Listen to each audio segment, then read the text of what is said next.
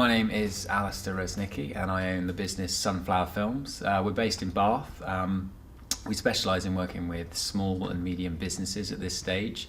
We provide training to adults and small business owners who want to learn how to make videos. We also supply them with content which they can use on websites and social networking sites. After ITN, I decided to live and work in France for a couple of years, and when I came back to my home of Bath, people started asking me for video. They'd heard about my work at ITN, they knew my experience, and I think they thought they were going to get quite a good product from me because of my experience in television. So I started doing the odd video for different places, and then that started to lead to quite a bit of work, but probably just about enough work for one person. And what's happened by working with the business co-pilots is we've started to sort of build a bit of a machine that could facilitate a lot more jobs, therefore bring in a lot more revenue and make a lot more money. The company's been going for 2 years, and in that time we've gone from myself to about 3 people. We've got offices at Green Park Station in Bath, and we're looking to grow the company a little bit further and sort of be able to kind of facilitate much more work. One of the hardest things about being in business for myself personally is that I'm a very creative person,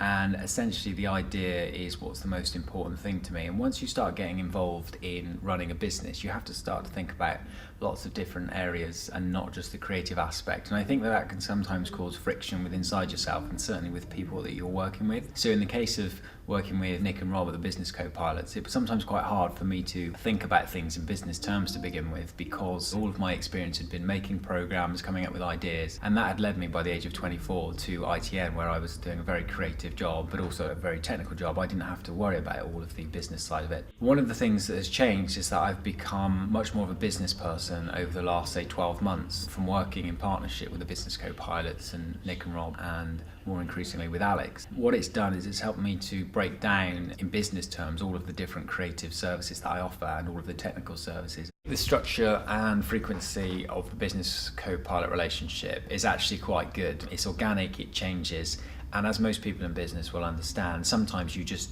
don't have the time to meet with everyone you want to. Nick and Rob and the co-pilot team, they understand that. They're in touch every week. Sometimes there's a meeting every week, but there will at least be 1 or 2 pieces of contact, either through a phone conversation or an email.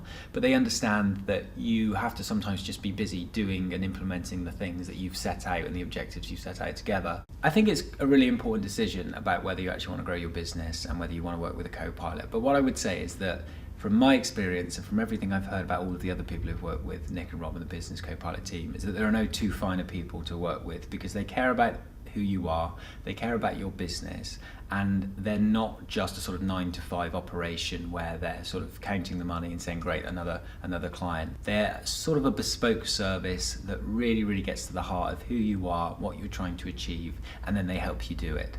So I would thoroughly recommend the business co-pilot, and I don't often thoroughly recommend anything. So there you go.